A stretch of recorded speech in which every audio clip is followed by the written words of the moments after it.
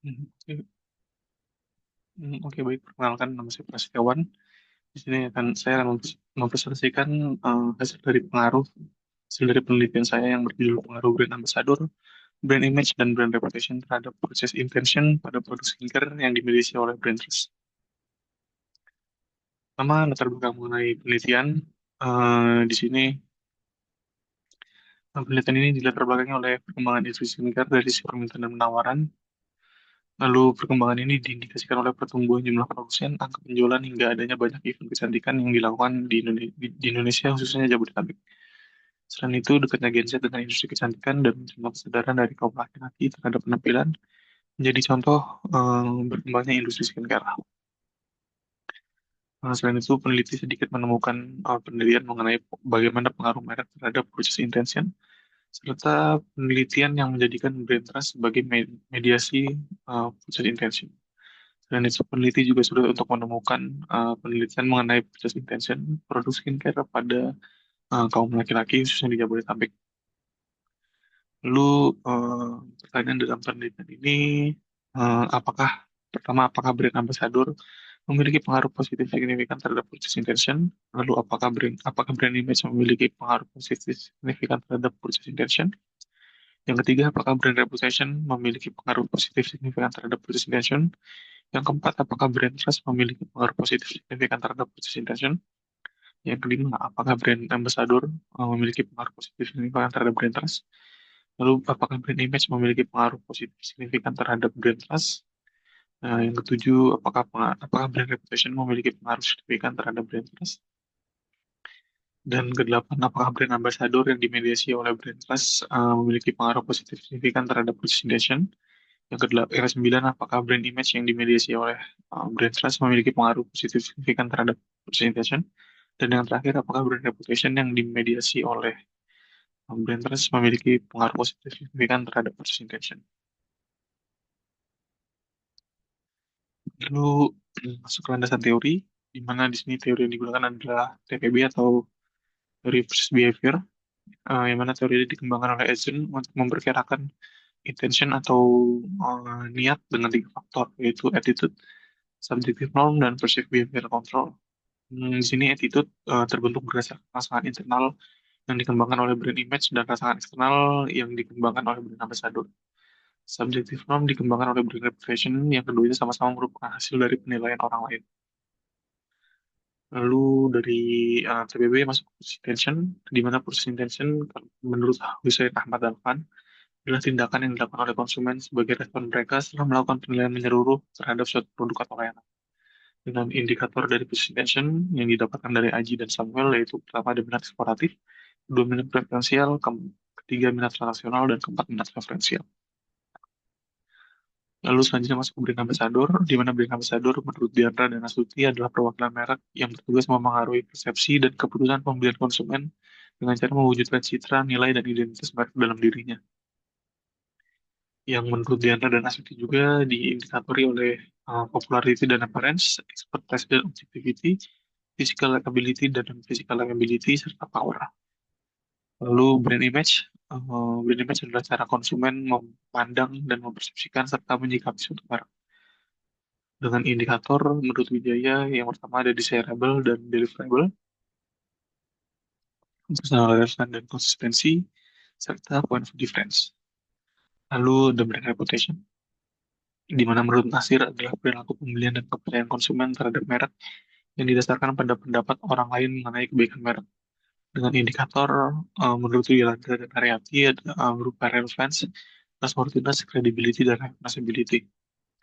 Lalu ada brand trust yang menurut Nasir adalah sikap konsumen yang bersedia menggantungkan risiko pada merek untuk memberikan hasil yang positif. Dengan indikator menurut Haji dan Samuel yaitu ada benevolence, integrity, dan kompeten, serta willingness to depend dan subjective probability of depending. Lalu di sini ada kerangka penelitian di mana terdapat 10 hipotesis. Di sini ada penelitian-penelitian yang digunakan sebagai dasar pengembangan hipotesis, mulai dari hipotesis 1 hingga hipotesis 5, dan di sini ada hipotesis 6 hingga hipotesis 7. Lalu masuk ke metode penelitian, di mana penelitian ini dilakukan mulai dari Maret 2025 hingga November 2025 di Universitas Negeri Jakarta yang terletak di Kelurahan Rawamangun, Kecamatan Pulau Gadung, Jakarta Timur. Eh, Penelitian ini berupa penelitian kuantitatif dengan pendekatan korelasional dan eksplanatif. Pengumpulan data menggunakan metode survei dengan membagikan kuesioner kepada para responden.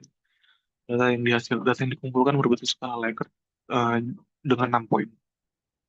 Populasi pada penelitian ini adalah seluruh mahasiswa laki-laki di Jabodetabek. Pengumpulan sampel menggunakan metode probability sampling dengan teknik simple random sampling. Dan penentuan jumlah sampelnya menggunakan metode sum atau 10 kali dari jumlah indikator. Lalu ada teknik analisis data. Analisis data menggunakan metode SAM dengan teknik analisis statistik menggunakan path analysis dan pengujian data menggunakan PLS dengan Smart PS4. Terdapat dua pengujian dalam penelitian ini yaitu ada outer model dan inner model di mana outer model mencakup convergent validity, discriminant validity, dan reliability test.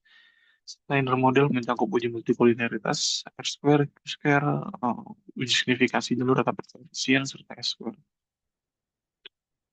Lalu karakteristik responden dibagi menjadi tiga kelompok. Pertama berdasarkan usia dengan mayoritas berusia 22 tahun, berdasarkan domisili dengan mayoritas Jakarta, serta pendapatan dengan mayoritas lebih dari 2 juta. Lalu pertama ada hasil outer model di sini outer model lalu hasil pengujian outer model pertama dari convergent validity yang diwakili dari outer loading di mana di sini hasil outer loading dari seluruh instrumen menunjukkan hasil lebih dari 0,7 sehingga berdasarkan nilai outer loading instrumen dinilai valid. Lalu lanjutannya convergent validity juga menggunakan nilai AV di mana nilai AV di sini seluruhnya menunjukkan nilai lebih dari 5, 0,5 yang mana juga berdasarkan nilai AV instrumen dinilai valid. Lalu untuk reliability test berdasarkan nilai composite reliability dan kurva alpha dengan batas 0,7 dan hasil menunjukkan seluruhnya berada menunjukkan hasil yang lebih dari 0,7 sehingga berdasarkan composite reliability dan kurva alpha semua variabel dinilai reliable.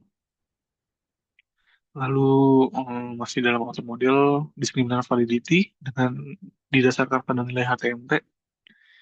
Di sini menunjukkan nilai HTM dengan batas 0,85 dan hasil dari HTMT tidak ada yang lebih dari 0,85 sehingga seluruh variabel dinilai valid diskriminan.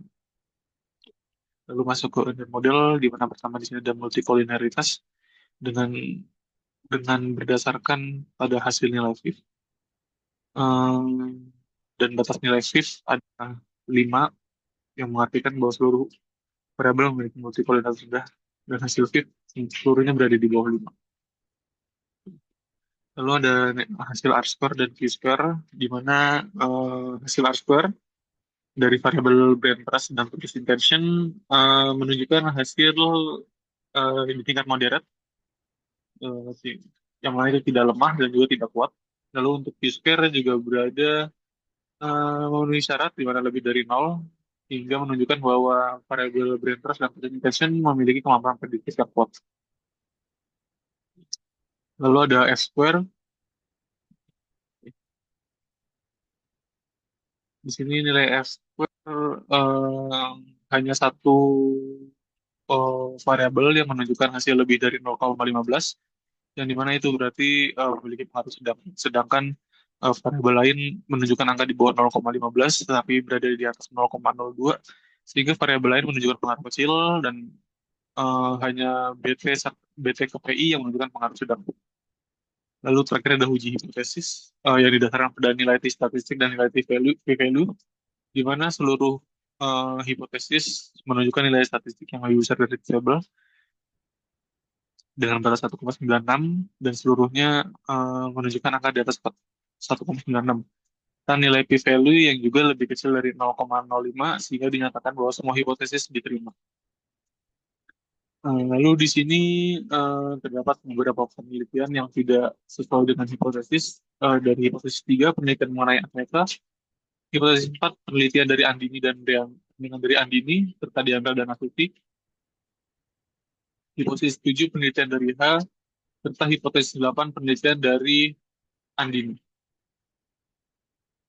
Lalu kesimpulan yang didapat dari penelitian ini pertama adalah brand ambassador memiliki pengaruh positif signifikan terhadap first intention.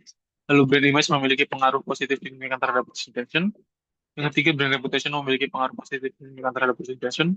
Lalu brand ambassador memiliki pengaruh positif signifikan terhadap brand trust.